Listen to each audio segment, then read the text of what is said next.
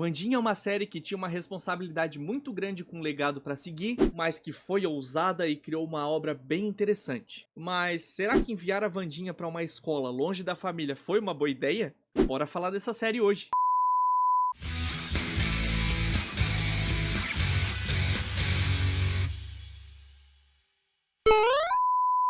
A série da Wandinha finalmente saiu e foi bem diferente do que eu pensava. Mas eu tava tão empolgado em assistir que eu quero compartilhar essa experiência e as minhas opiniões com vocês. Mas antes de seguir, eu queria pedir para que vocês curtissem esse vídeo e se inscrevessem no canal, para que a gente possa alcançar os nossos 10 mil inscritos. E também se inscreva lá no meu canal de gameplays, o LP Play, e no meu canal na roxinha, em twitch.tv/lpvtuber. E agora bora falar um pouco sobre essa série. A série já começa mostrando um pouco pra que veio. Podemos ver um contraste da Wandinha super gótica andando no corredor de uma escola comum. Os seus comentários também já estabelecem bem alguns de seus traços de personalidade. E esses primeiros segundos já me agradaram um bocado, assim. E de cara ela já encontra o Feioso amarrado dentro do armário. E aí nós já vemos o quão fria ela age e o quão diferente os dois são entre si também. O Feioso parece ter medo e ela diz que a emoção é um sinal de fraqueza e coisa e tal. Mas é aí que acontece a loucura. Quando a Wandinha desamarra ele, ela consegue ver tudo o que aconteceu em forma de visões. Sabendo quem foi o pessoal que maltratou ele, a Wandinha vai até a piscina, onde esses valentões estão, e simplesmente solta 2 sacos cheios de piranha na água. Isso enquanto ela fala que a única pessoa que pode torturar o Feioso é ela. E bom, essa é a introdução da série, e agora vamos falar sobre ela de maneira mais clean e mais rápida. De começo, o que precisamos saber é que depois do acontecido, a Wandinha vai ser enviada para o internato, o mesmo onde o Gomes e a Mortícia se conheceram, uma escola conhecida como Nunca Mais. E que a Wandinha não tá nada feliz com isso. Na verdade, ela acredita que tá indo pra escola porque os seus pais querem que ela se torne uma versão 2.0 deles. E devido ao que ela fez lá naquela outra escola com as piranhas, a família acabou sendo processada e para não ter mais problemas legais, a Wandinha precisa fazer sessões de terapia pelo menos 2 vezes por semana. E também a gente já pode ver que nos arredores dessa tal escola Nunca Mais, tem um tipo de criatura que a série não mostra pra gente. E no geral, como a Wandinha não faz parte de uma família comum e tem costumes meio mórbidos, ela não fica muito tempo em qualquer escola comum, porque sempre é expulsa, e como a diretora de Nunca Mais é ex-colega de quarto da Mortícia, meio que já dá pra entender que essa não é uma escola tão normal assim. Até porque a escola foi fundada para educar os excluídos, como eles chamam na série. Que são tipo os monstros, criaturas místicas e tudo que não é o comum, entre aspas. E é bem louco, né? Essa escola tem lobisomens, sereias e outras pessoas da espécie que seriam tipo uma medusa, que transformam os outros em pedra e tem cobras no cabelo. Fora outras criaturas diferenciadas ali. Mas ainda assim, o estilo gótico da Wandinha se destaca lá no meio. A Wandinha acaba tendo uma colega de quarto muito diferente dela, chamada de Enid Sinclair. E é uma menina super enérgica, super feliz, que gosta de cores e arco-íris e tal. Então, é bem interessante. Pode ser coisa minha, mas só de ver o contraste entre as duas, uma do lado da outra, eu já acho graça. Cara, eu gosto muito desse tipo de interação. E meu Deus, eles usam bola de cristal no lugar de telefone. Isso me pegou de surpresa. Gostei. A família Addams é interessante. E falando neles, a família em si tá bem legal. O Feioso é bem mais sentimental que a Wandinha, mas ainda assim ele tem esse ar meio pra baixo dele. A Mortícia e o Gomes são super mega apaixonados e tal. Eu gostei bastante, tá bem fiel. Ah, e há quem diga que o elenco não tá legal por causa da memória afetiva do filme. E claro, eu concordo que o Raul Julia era incrível no papel do Gomes, maravilhoso, perfeito. Mas Luis Guzmán é a versão live action do Gomes mais fiel ao original que eu já vi. E esse mérito é inegável, não adianta falar o contrário. E falando em Gomes, ele deixa o Mãozinha escondido na escola pra vigiar a Wandinha sem que ela saiba, mas é óbvio que ela descobre isso bem fácil. Na escola também estuda um tal de Xavier e que ele foi salvo pela Wandinha quando eles tinham lá uns 10 anos de idade e provavelmente isso vai ser importante pra história em algum momento. Claro, antes que eu me esqueça, a polícia tá de olho na escola por acreditar que os ataques na floresta é culpa de Nunca Mais. Aí depois a Wandinha conhece o Tyler, que é o filho do xerife, lá numa cafeteria. A Wandinha briga com 3 rapazes assediadores e preconceituosos com pessoas diferentes, com os excluídos. Mas com brigar eu quero dizer que ela dá uma baita de uma surra bem dada neles. E o xerife aparece, diz que vai ficar de olho na menina e comenta que o Gomes deveria estar preso por assassinato. Então a gente já pode ver que de cara tem muita coisa rolando nesse lugar. E agora que eu finalmente consegui falar de toda a base da série, a gente pode falar das partes que eu gostei e não gostei, resumindo muito o resto da série. E bora lá então. No fim das contas, a Wandinha quer muito fugir, pede ajuda pro Tyler, que aceita, e é muito louco como eles têm algumas questões parecidas, principalmente pelos sentimentos deles pela cidade, porque ele também queria fugir, e também pela questão pessoal com a família. Ele não se dá bem com o pai dele, e ela não se dá muito bem com a Mortícia, pelo menos até o momento atual da série. E tem um rapaz que se diz ser o excluído entre os excluídos, um tal de Rowan, que tenta matar a Wandinha por causa de uma visão e de um desenho que mostra o futuro, que tem a Wandinha desenhada numa página e diz que esse vai ser o motivo do fim da escola e tal, mas ele acaba sendo morto por aquela criatura na floresta. E no fim das contas, a Wandinha descobre que realmente ela pode ser o motivo da destruição da escola, ela viu o tal monstro, e acaba desistindo de fugir e fica na escola mesmo. Aí depois que o Rowan morreu, a Wandinha decide denunciar pra polícia, mas aí ele acaba aparecendo de novo na escola vivo, fazendo com que ninguém acreditasse nela. A Wandinha se aproxima um pouco do Xavier, aquele que já conhecia ela lá com 10 anos, e eles têm umas conversas meio estranhas, na verdade. E nesse meio tempo a Wandinha arranja uma rival, que é a Bianca, uma sereia.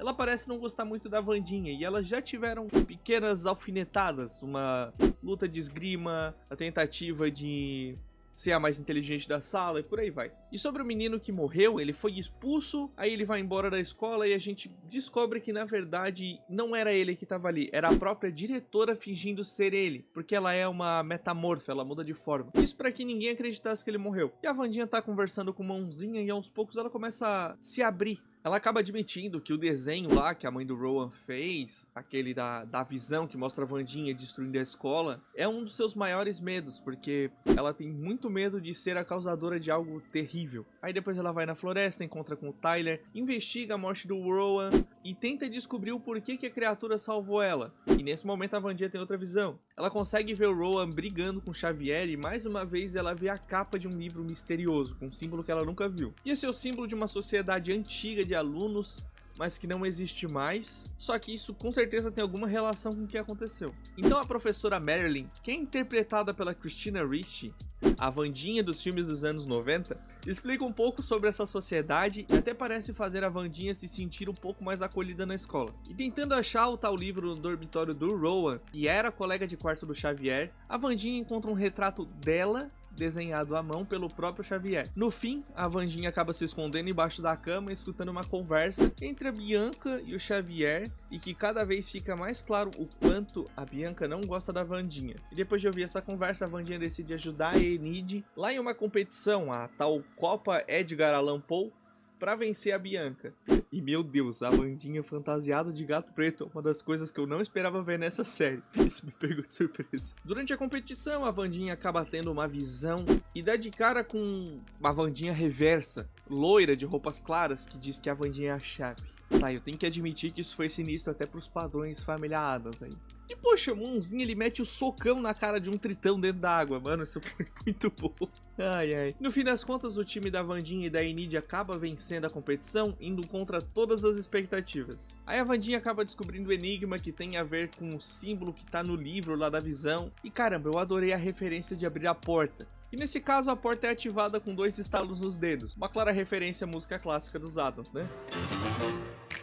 Mas aí ela acaba sendo sequestrada. E no fim das contas, a Belladonna, que é a tal seita lá dos alunos, é só um grupo de alunos ricos que tinha acabado 30 anos atrás, depois de uma pessoa comum, padrão, morrer. Mas que a Bianca, o Xavier e outros alunos acabaram revivendo recentemente. E como a Wandinha é uma herdeira de uma família rica e tal, ela foi convidada a entrar, mas ela não aceita não. Ela só rouba o livro que estava procurando e vai embora. Aí a escola vai pra Jericó, que é a cidade onde fica a escola, pra um evento. A Wandinha conversa com o Xavier, aí ela pega aquele desenho que tava com o Rowan, coloca no livro e junta com a outra metade, e diz pra ele que o Rowan falou que era uma visão do futuro. Aí o Xavier reconhece que tem outra pessoa nesse desenho, que essa pessoa é o fundador da cidade, o Joseph Craxton. E investigando mais, a Wandinha encontra um quadro da época do Joseph, lá de 1600 alguma coisa, onde aquela Wandinha reversa faz parte da pintura. Então a Wandinha encontra o lugar que foi pintado, nesse quadro e acaba tendo uma visão bem tenebrosa. Ela vê que a Wandinha reversa tá sendo puxada para ser queimada, condenada por ser bruxa. E descobrimos que o nome dela é Woody Adams e que ela enfrentou o Joseph Craxton.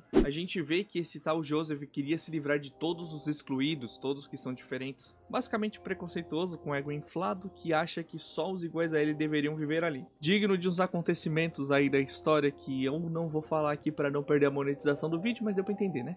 Tanto que ele coloca fogo naquele lugar do quadro com várias pessoas dentro, mas a Goody consegue fugir. E no fim a Goody, lá dentro da visão mesmo, consegue falar com a Wandinha. Ela diz que ele não vai parar até matar todos eles. E aí a Wandinha acaba vendo o monstro de novo e encontra pegadas gigantes que vai diminuindo até se tornar pegadas humanas. Mas aí ela encontra o Xavier no meio da chuva e antes que ela pudesse mostrar as pegadas para ele, a chuva acaba apagando todas elas. A Wandinha conversa com o Xavier sobre as visões e o Xavier diz que já tinha percebido, que o pai dele é um vidente. E é ali que a Wandinha aprende que as visões são ativadas por emoções. E aí depois rola um momento muito incrível. O Mãozinha joga fogo na estátua do Joseph, que é meio que um chafariz, e a água tá cheia de gasolina. Então fica jorrando fogo, a estátua começa a derreter, todo mundo da cidade sai correndo. E tudo isso enquanto a Wandinha tá do lado fazendo um solo muito louco de violoncelo. Essa cena é muito boa. Aí depois a diretora chama a Wandinha, elas têm uma conversa sobre a luta pelos excluídos. Mesmo apática, ela fala sobre o preconceito das pessoas padrões contra diferentes, que na série são os excluídos. E aí acontece uma coisa muito louca, o monstro ataca um morador de rua que roubou uma câmera e estava lá na floresta, e a câmera acaba batendo várias fotos automáticas durante o ataque. E assim a polícia consegue as provas da existência de um monstro. A Wandinha consegue informações sobre as vítimas do monstro, porque ela invade o necrotério e faz cópias de uns arquivos. Então ela chega à conclusão que o assassino é experiente e que está sempre retirando alguma coisa cirurgicamente das vítimas. A Wandinha começa a investigar o Xavier, porque ele apareceu com os arranhões no pescoço, e segue ele até um lugar escondido, onde ela encontra alguns desenhos que ele fez do próprio monstro. Xavier encontra ela por ali, e para disfarçar, a Wandinha convida o Xavier para uma festa com ela, mesmo que ela não quisesse ir. A Wandinha leva um desenho que ela roubou do Xavier até o xerife e sugere que eles façam uma parceria. Isso sem revelar que ela suspeita do Xavier, claro. Em algum momento lá no meio da cidade o Tyler aparece e ele parece querer convidar a Wandinha pra festa, mas depois que ela diz que vai com o Xavier, o Tyler fica chateado e deixa claro que gosta dela mais do que como amigos. A Wandinha conversa com Eugene, que é um menino que ela conheceu que lembra o Feioso, então ela acaba se afeiçoando um pouco a ele. E ela diz pra ele que não gosta do Xavier, e o Eugene decide ajudar ela a entender os desenhos. Eu acho bem interessante ela interagindo com alguém, simplesmente por lembrar o Feioso. E até se dando bem, isso mostra um certo sentimentalismo dela, mesmo que de maneira suave. Os dois então acabam encontrando a garra do monstro, e a Wandinha usa para fazer testes de DNA. Na verdade ela leva pro policial fazer. Ela também vai lá pegar alguma coisa do Xavier para tentar fazer o teste, mas ela acaba sendo pega no flagra. O Xavier chega na hora, ela aproveita para questionar. Ele diz que sonhou com o monstro e que a pintura saiu da tela e arranhou ele, por isso que ele tá com os 3 arranhões no pescoço. E aí ele acaba percebendo que o convite da festa foi só um migué, e obviamente ele fica pistola com razão. Na festa, a professora Marilyn conversa com a diretora, e a diretora fala que só tem lembranças tristes dessa festa, já que a pessoa que ela convidou na sua época foi o pai da Mortícia. Isso já me faz encucar um pouco. O Mãozinha age pelas costas da Wandinha, levando em conta os sentimentos que ela tenta esconder, e escreve uma carta convidando o Tyler, e arranja um vestido muito bonito pra ela, pra falar a verdade. Caramba!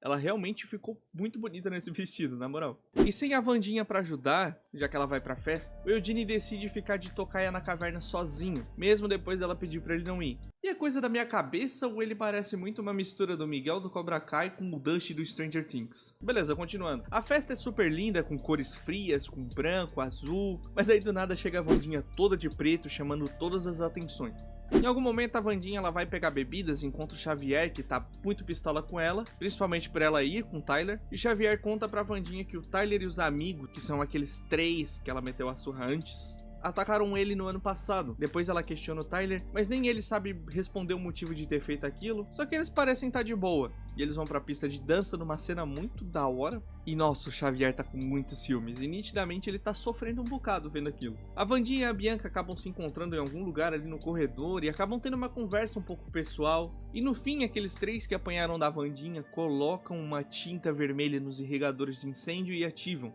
fazendo o lugar parecer um banho de sangue, e é claro que isso é uma referência a Carrie a estranha. E com isso acontecendo, a Wandinha acaba tendo uma visão do Eugene em perigo lá na floresta e corre até lá. Infelizmente a Wandinha não chega a tempo e o monstro acaba atacando o Eugene. E logo em seguida a professora Merlin chega logo atrás e vê o Eugene caído no chão ao lado da Wandinha.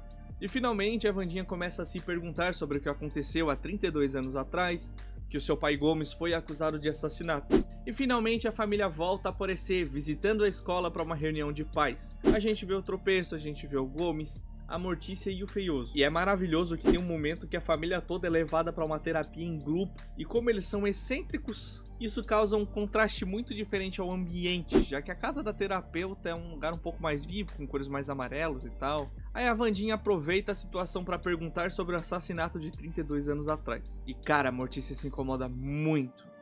E as duas, a Wandinha e a Mortícia, discutem bem feio. E eu nunca imaginei que eu veria isso, mas a Wandinha se sente culpada pelo coma do Eugene, e que ela cita que ela deveria estar lá no hospital, não ele.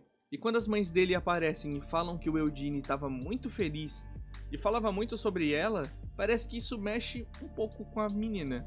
Eu vou ser bem sincero, deu a entender ali por pequenas diferenças na expressão que isso realmente mexeu com ela. Aí chega um momento que o xerife consegue provas o suficiente para prender o Gomes sobre aquele assassinato de 32 anos atrás, e aí a Wandinha vai até a prisão e questiona o pai sobre esse assassinato. O Gomes fala que o rapaz era obcecado pela Mortícia, que tentaram denunciar, mas a polícia não fez nada, já que o Garrett, que era o rapaz que morreu, era de uma família muito rica na cidade, na verdade a mais rica da cidade. O Garrett tentou matar o Gomes, que só revidou e sem querer acertou a espada no rapaz, que tudo isso não passou de um acidente. Mas a Wandinha, mais afiada que o metaforando, entende os sinais corporais, sabendo que essa história é mentira. Mas no fim a Wandinha questiona a Mortícia, e o que já estava meio óbvio foi falado, que na verdade foi a Mortícia quem acabou matando o Garrett. Mas claro, também foi acidental. O Gomes tirou a espada da mão da Mortícia e decidiu assumir a culpa para proteger a pessoa que ama.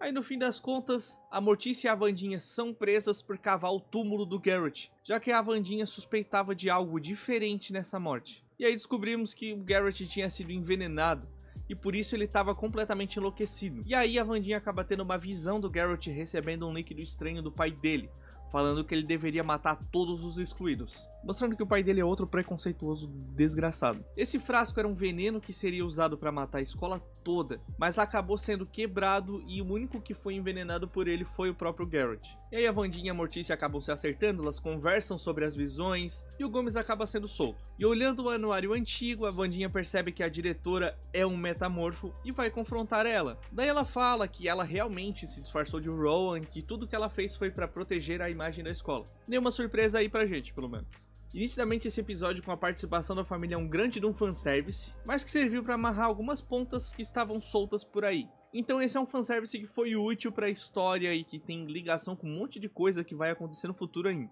Isso é legal pra caramba.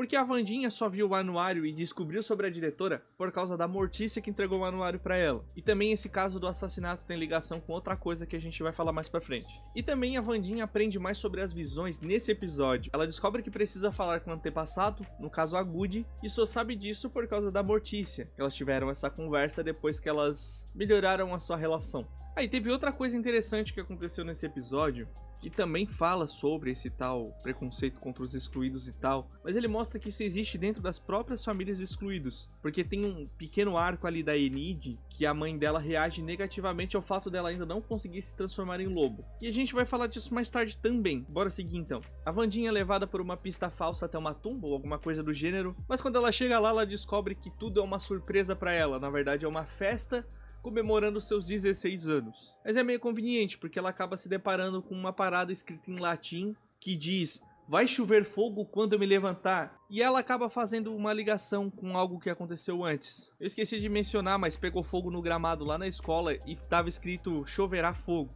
Ah, cara, eu iria embora da escola depois disso. Mesmo sendo um ser místico ou qualquer coisa, na moral, não tem como. Nessa brincadeira aí, a Wandinha acaba tendo outra visão com a Goody, que indica um lugar que ela precisa encontrar, mas que ela não sabe que lugar é esse. E aí tem uma hora que a gente vê o Lucas, que é o filho do prefeito, que é um daqueles que apanhou da Wandinha, e ele tá cumprindo o serviço comunitário na escola. Aparentemente ele se dá bem com a Bianca, e essa cena mostra que ela realmente não é uma pessoa ruim. Ela só é alguém que tá sofrendo muita pressão por parte da mãe dela, que ela não se dá nada bem.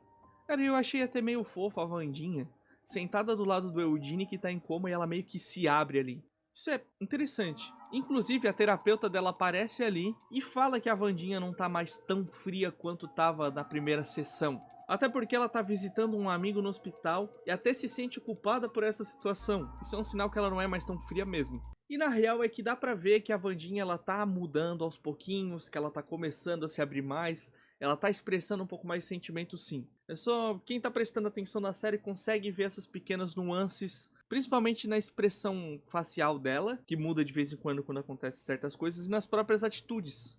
A Wandinha conversa com o Xavier por causa do local que a Goody disse pra ela ir, e o Xavier diz que é a mansão dos Gates. Sim, a mansão da mesma família do rapaz que o Gomes foi acusado de matar antes, o tal Garrett Gates. Aí nessa conversa aí o Mãozinha derruba um pano pra mostrar pra Wandinha que o Xavier pintou ela tocando violoncelo e esse desenho ficou lindo. A Wandinha vai até a mansão, encontra o prefeito lá dentro e entra escondida no porta-malas do prefeito. Antes de entrar no carro, o prefeito ligou pro xerife e fala que sabia de quem era a culpa e que eles precisavam conversar, então eles marcam um local de encontro. Mas aí o prefeito, quando vai atravessar a rua para encontrar o xerife, é atropelado por um carro azul sem placa. É claro que os Gates são suspeitos, mas é complicado que depois da morte do Garrett, todos os membros da família morreram um a um, não sobrou ninguém. Então não tem nenhum Gate para ser suspeito, já que todo mundo morreu.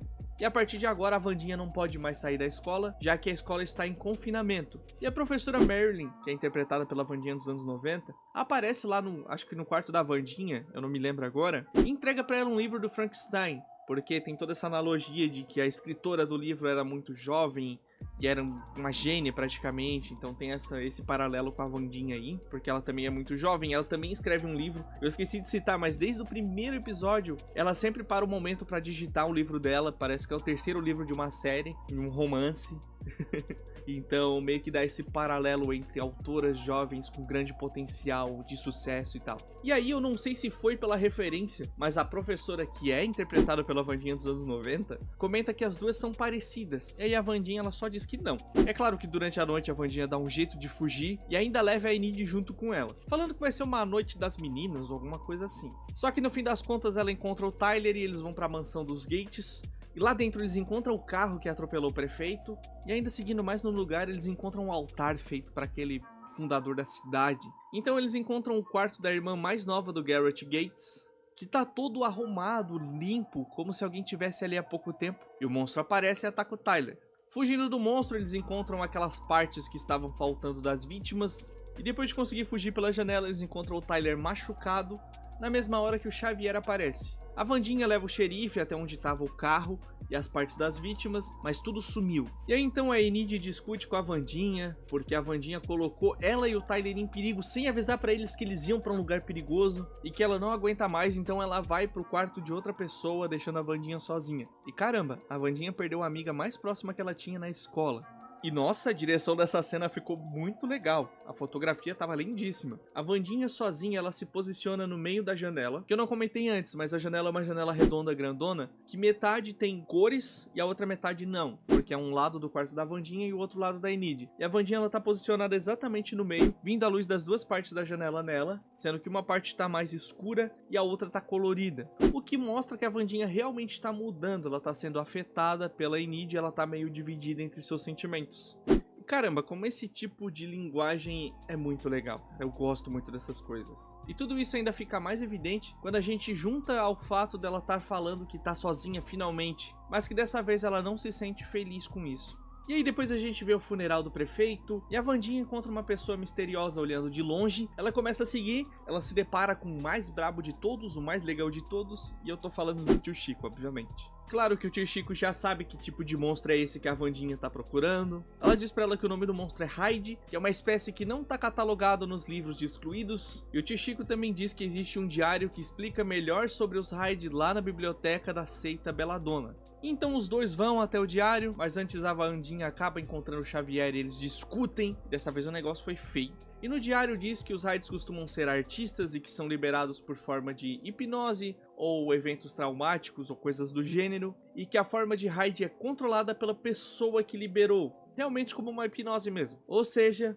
tem alguém controlando o monstro aí. E aí a professora Merlin conversa com a Wandinha, já que a Enid pediu pra trocar de quarto, e a professora diz que sabe que a Wandinha se importa com a amiga, mas ela continua dizendo que não liga, né? Aí o tio Chico ajuda a Wandinha a seguir o Xavier, que encontra a terapeuta, e realmente faz um certo sentido a suspeita, porque a terapeuta pode induzi-lo a se transformar em forma de hipnoterapia, e o Xavier também estava em todas as aparições do monstro e tal, até que tem uma certa ligação que faz sentido. Aí no fim a Wandinha sai com o Tyler lá naquela cripta de antes, e ele faz uma baita surpresa decorando todo o lugar pra fazer um piquenique dentro da cripta e separa alguns filmes de terror pra eles assistirem no projetor. O Tyler então se declara pra Wandinha, mas ela tenta afastar ele dizendo que ela não é uma boa amiga, muito menos seria boa sendo mais que amiga. Mas aí o Tyler tenta beijá-la e o xerife aparece bem na hora. Nesse meio tempo, o diário é roubado e o Mãozinha é esfaqueado e para de reagir. A Wandinha leva o Mãozinha pro tio Chico pra tentar reanimá-lo e o tio Chico fica tentando e vemos a Wandinha lacrimejando. Cara, eu nunca pensei que eu me emocionaria tanto por causa de uma mão. E sim, a Wandinha chorou. E vendo a cena acontecendo, que ela tava lacrimejando, eu até esperava que ela fosse chorar se ele morresse ou voltasse à vida. Mas mesmo assim me pegou forte isso aí. Nossa, mandaram bem. Então a Bianca e o Lucas, que é o filho do prefeito, chamam a Wandinha pra conversar sobre a tal Laurel Gates, porque o corpo dela nunca foi encontrado, mesmo que todos da família tenham morrido. Então a Wandinha confronta a terapeuta, mostrando que ela sabe de tudo, mas ela age como se não entendesse de nada. E no fim das contas a Wandinha vai embora pistolaça e a terapeuta é atacada pelo Hyde. Então provavelmente ela nem é a tal Laurel. E aí na cabana do Xavier é encontrado um quadro da terapeuta sendo atacada, os óculos de Eudine e várias outras coisas relacionadas às vítimas do Hyde. E assim o Xavier acaba sendo preso. Aí depois de passar um tempo a Enid decide voltar pro quarto com a Wandinha, dizendo que as duas são uma anomalia de amizade, mas que dão muito certo juntas. A Wandinha vai até a cafeteria encontrar o Tyler de surpresa e finalmente rola o beijaço entre os dois. Fogos, uhul! Isso realmente é de se comemorar. Pena que durante o beijo a Wandinha acaba tendo uma visão e ela vê o monstro se transformando no Tyler.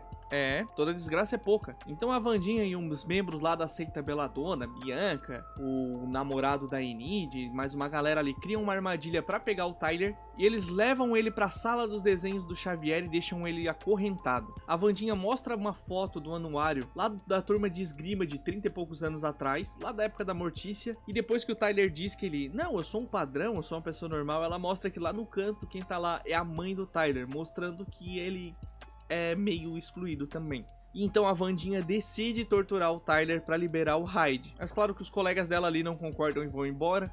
E a polícia chega e impede que a tortura aconteça. Então tem um momento muito louco que o Tyler, a sós com a Wandinha, confessa que é o Hyde. E o desgraçado ainda diz que ela mal pôde esperar sobre o que vai acontecer. Aí no fim a Wandinha acaba sendo expulsa da escola. E lembra do Eudine, aquele que tá em coma?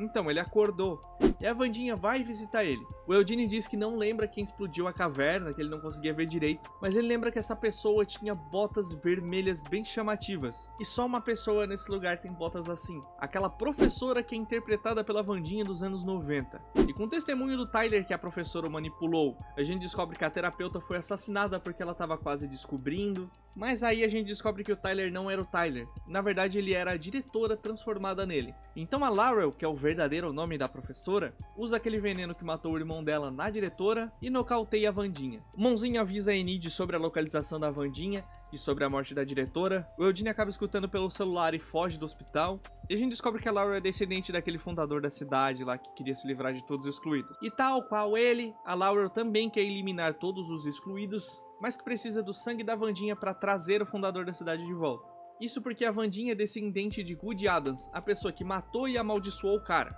E é por isso que ela precisava das partes das vítimas do monstro. E quando ele voltou à vida, deu um estalo e eu percebi que, na verdade, aquele livro do Frankenstein era uma referência ao que ia acontecer no futuro. Porque ele volta todo misturado, cheio de costuras, como se fosse um monstro montado, assim como o Frankenstein mesmo. Isso é muito louco, como a série já deixou de referência a coisas que iam acontecer e com um duplo, triplo sentido, pra falar a verdade, né? E a Wandinha, sendo incrível como é, tem um canivete na bota e consegue se soltar das correntes que ela tá presa. Só que o fundador da cidade que volta à vida acaba derrotando a Wandinha muito fácil com uma baita de uma facada que provavelmente vai levar ela até a morte. Então o espírito da Good aparece na frente da Wandinha e ensina ela como matar o tal fundador da cidade. E com a ajuda da Good, a Wandinha usa o colar que ganhou da Mortícia, que é um talismã, para que a Goody consiga curar ela, mas fazendo isso a Goody vai sumir para sempre. É claro que a Wandinha aceita e se cura completamente. E como toda desgraça é pouca, essa é a noite em que a Enid vira lobo pela primeira vez. E na forma de lobisomem,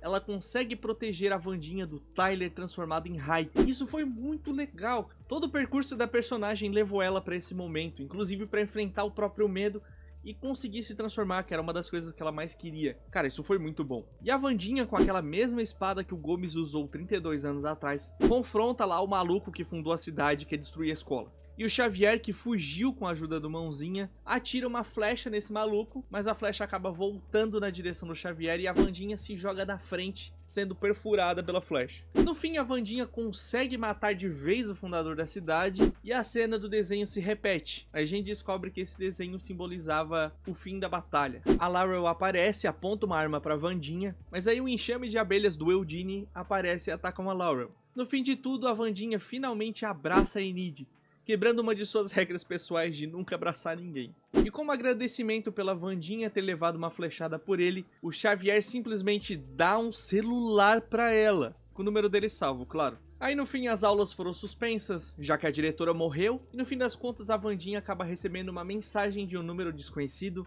que diz que tá observando ela e até manda fotos dela tiradas de longe. E meio que isso complementa coisas que aconteceram no meio da série, porque eu esqueci de citar, mas em certo momento a Wandinha encontra uma caixa da Laurel com várias fotos da Wandinha de longe, que dava a entender que foi a Laurel que tirou, mas aparentemente não. É uma outra pessoa e um possível problema para uma segunda temporada.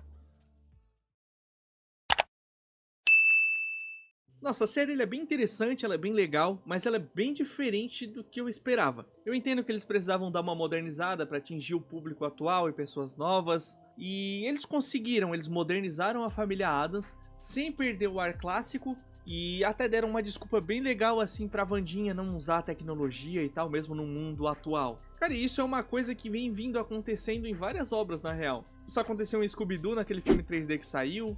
Aconteceu com Winx, na série Fate da Netflix também, no Mundo Sombrio de Sabrina, tudo com essas séries da Netflix aí e outras no geral, que vem ressuscitando coisas clássicas, tem dado uma modernizada e eu acho que nessa série funcionou muito bem. Essa série, diferente das outras produções da família Addams, não é focada apenas em comédia. Essa é uma série que foca bastante em suspense, mesmo que de forma leve, e também com bastante toque de investigação, porque tem toda uma condução de mistério. Isso é bem legal, eu gostei bastante. E é muito interessante como várias coisas que vão acontecendo vão se amarrando e tudo acaba ou tendo ligação direta com o grande mistério, ou tem alguma ligação com algum acontecimento que vai ajudar a Wandinha a chegar até o mistério. Tanto que até aquele problema do Gomes de 32 anos atrás teve ligação, já que a pessoa que morreu é irmão da vilã e que também é descendente do fundador da cidade que queria eliminar todas as pessoas que são como os estudantes da escola. Claro, a série tá longe de ser inovadora, na verdade ela usa uma fórmula bem comum, de certa forma até clichê. Ela pega uma franquia famosa, transforma os personagens excêntricos em protagonistas e insere num mundo que funciona muito parecido com o nosso. Por isso tem a escola com vários alunos adolescentes, que apesar dos poderes continuam agindo como adolescentes comuns. Mas a escola acaba sendo só um plano de fundo, o foco mesmo é o mistério, a investigação, então esse ar mais adolescente não ocupa muito da série, mas tem tempo de tela o suficiente para fazer o pessoal mais jovem se identificar, mas também não fica tanto tempo para incomodar quem não gosta tanto desse tipo de coisa. E aí a gente pode focar na parte que eu acho mais legal, que é toda a questão do mistério, a investigação, o monstro e tal. Eu gostei bastante dos personagens da família Addams, todos eles estão bem caracterizados, a atuação deles está muito legal,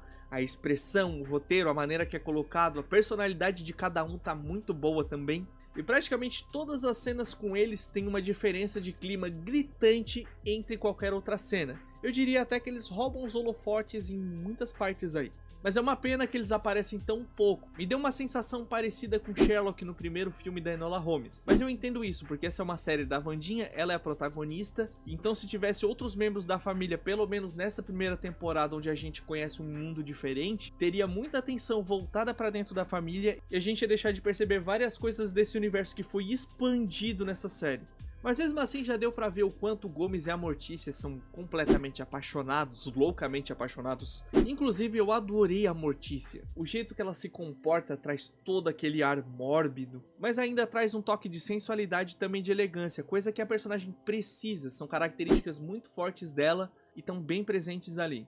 O Gomes também tá muito legal. O Luiz Guzmán é o que há de mais fiel ao Gomes criado pelo Charles Addams, o criador da família Addams. E sim, eu amo a versão do Raul Julia, é dele que eu lembro quando penso no Gomes Addams, mas é inegável que ele é muito mais bonitão do que o Gomes Addams deveria ser. E se tratando de fidelidade, o Luiz Guzmán combinou muito mais com o personagem. Nossa, e eu acho tão legal como o tio Chico é diferente de todos os membros da família. Ele é muito mais enérgico, ele é brincalhão, mas ainda assim se mete em várias confusões, comete vários crimes. Ele é todo um espião secreto, é muito legal isso. E na moral, o Mãozinha é o melhor personagem da série. Eu não sei como conseguiram, mas deram muita personalidade pra uma mão. O Mãozinha movimenta muito a história, ele não só é o braço direito, ou como eu poderia dizer, a mão direita da Wandinha, e está sempre ajudando ela, mas também é quem está sempre lá tentando fazer a Wandinha se enturmar e lidar com seus sentimentos. Tanto que ele age meio que de cupido ali em alguns momentos, eu acho isso bem legal. E não é à toa que ele é quem organiza a festa de aniversário surpresa da Wandinha,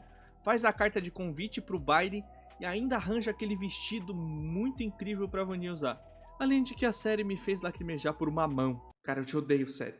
Eu te odeio. A parte técnica eu achei muito boa. A direção, num geral, é bem consistente com tudo. Todo o color grading, os filtros e tal, estão muito incríveis. E faz com que as cenas mais teen continuem tendo um clima mais gótico, um pouquinho mais carregado. Isso é bem condizente com a Wandinha, que é uma personagem mais mórbida, as cores têm bastante contraste, os tons de preto estão bem fortes e o brilho não tá tão carregado. No fim deixa tudo com uma aparência muito mórbida e gótica, sem perder um pouquinho da saturação que dá esse clima um pouco mais jovial pra série. Querendo ou não, se passa numa escola, né? E o primeiro episódio em especial tem uma pegada um pouco diferente. Tem uns jogos de câmera meio diferenciados, tem toda uma pegada com câmera aérea, transição diferenciado, sem contar aquela cena da Wandinha tocando cello que é maravilhosa, assim, a direção daquela cena é incrível, que cena incrível. Isso acontece porque esse episódio em específico foi dirigido pelo Tim Burton, e a gente consegue perceber a individualidade dele ali nessa parte.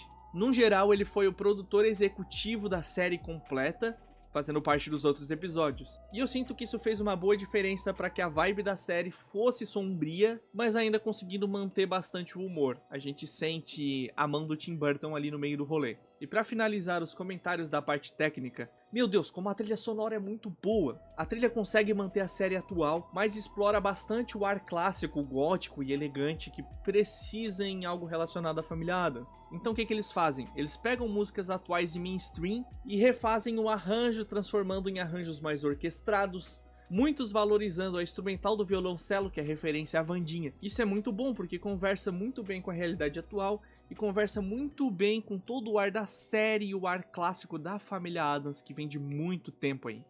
E é claro que vai ter gente falando, nunca será Christina Ricci, blá blá blá blá blá blá blá blá blá. Na moral, nem é pra ser mesmo, porque assim, elas são as mesmas personagens, mas são versões diferentes, com roupagens diferentes, em situações diferentes, idades diferentes, e ainda assim, com pontos principais bem parecidos. Conseguiram manter uma boa fidelidade ao material mais famoso de Família Addams, sim, mas conseguiram trazer autenticidade, uma nova perspectiva e uma nova visão sobre a personagem. Porque não só o contexto é diferente, como o gênero da série, o foco da série é diferente do foco dos filmes.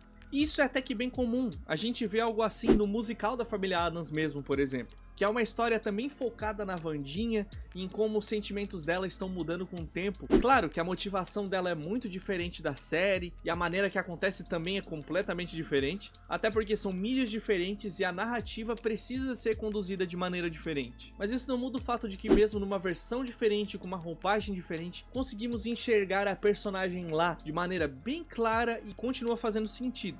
E aliás, se vocês quiserem, eu posso estar fazendo um vídeo sobre o musical. Eu conheço muito bem a história, eu conheço detalhes da produção, então é só deixar aí nos comentários que eu faço.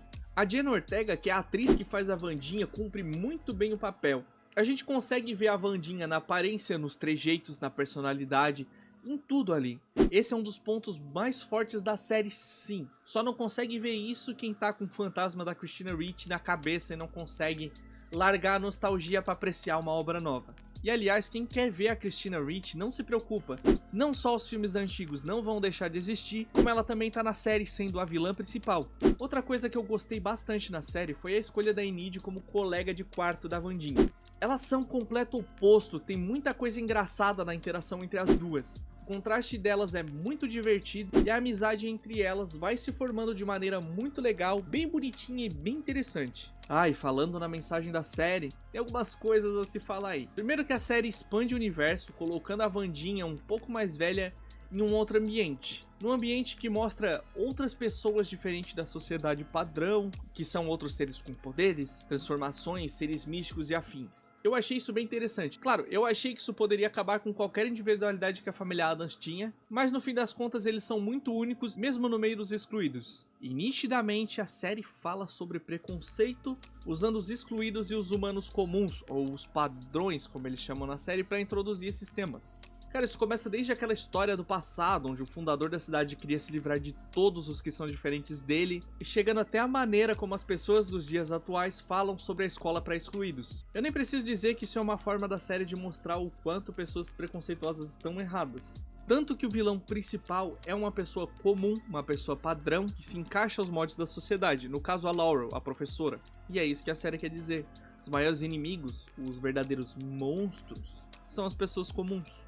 Como a própria Wandinha diz durante a série, a verdade é que existem monstros por toda parte, e às vezes, os monstros de quem menos suspeitamos são os mais perigosos. Não precisam de dentes e garras para aterrorizar. Eles se escondem nas sombras até que ninguém esteja olhando, e aí eles atacam. Aí a gente também tem um outro paralelo com a mãe da Enid, que não quer aceitar o fato dela não ter conseguido se transformar. Sempre trata ela como uma decepção e até sugere um acampamento para licantropos no verão, com aquela velha desculpa de que é para seu próprio bem e tal. Quem nunca ouviu ou não conhece alguém que ouviu uma dessa de alguém, né? Obviamente forçando a Enid a algo que ela não quer, porque ela quer se transformar no tempo dela. E isso me parece muito com aquele acampamento militar para aprender a ser homem de verdade que existe por aí, sabe? Então a Enid fala que não vai para esse acampamento e que só quer ser aceita por quem ela é, não pelo que os pais dela querem que ela seja. Eu acho que é bem óbvio que isso fala de expectativas familiares, como a pressão para o filho seguir a carreira dos sonhos dos pais, e também, obviamente, sobre comunidade LGBT ali. Porque os pais não aceitam ter um filho que não seja o padrão que eles querem, que siga o que eles querem. Infelizmente isso é muito comum. E por último, mas não menos importante, a série fala muito sobre relacionamentos tóxicos. Foca bastante na Wandinha, como ela age de maneira egoísta durante boa parte da série, sem pensar nos amigos e tal, magoando todo mundo, colocando eles em perigo, muitas vezes sem nem alertar que o perigo existe, e aos poucos todos vão se afastando, deixando ela sozinha. E mesmo ela gostando de ficar sozinha, dessa vez não foi legal pra ela. E não só sobre a Wandinha temos esse paralelo com relacionamento tóxico. Tem o próprio Tyler, que é o monstro, que ele usou a Wandinha para alcançar os seus objetivos. Isso acontece bastante também. Tem os pais da Enid, que tem esse tipo de relacionamento tóxico também. Tem um monte de coisa que acontece ali que relaciona... Tem um monte de coisa que acontece ali que vai seguindo para relacionamentos tóxicos. E a série vai falando sobre evoluir, se permitir sentir, que a gente não precisa estar sozinho mesmo que pareça confortável pra gente. Aos poucos a Wandinha vai se abrindo durante a série, isso sem perder a sua essência, e a gente pode se permitir a isso também. Eu até poderia fazer vários paralelos da série com os filmes, com os quadrinhos, com o musical, mas o vídeo já tá grande o suficiente, e se vocês quiserem eu posso fazer um vídeo pra falar sobre isso. É só comentar aí que eu faço, beleza? E não se esquece de curtir esse vídeo e se inscrever no canal, porque isso ajuda o canal a crescer. Com ele crescendo eu consigo trazer vídeos com mais frequência e com mais qualidade pra vocês. Não se esqueçam também de se inscrever no meu canal de gameplays, o LP Play, e no meu canal de lives em twitch.tv/lpvtuber. E era isso que eu queria trazer pra vocês hoje. Até a próxima. Fui!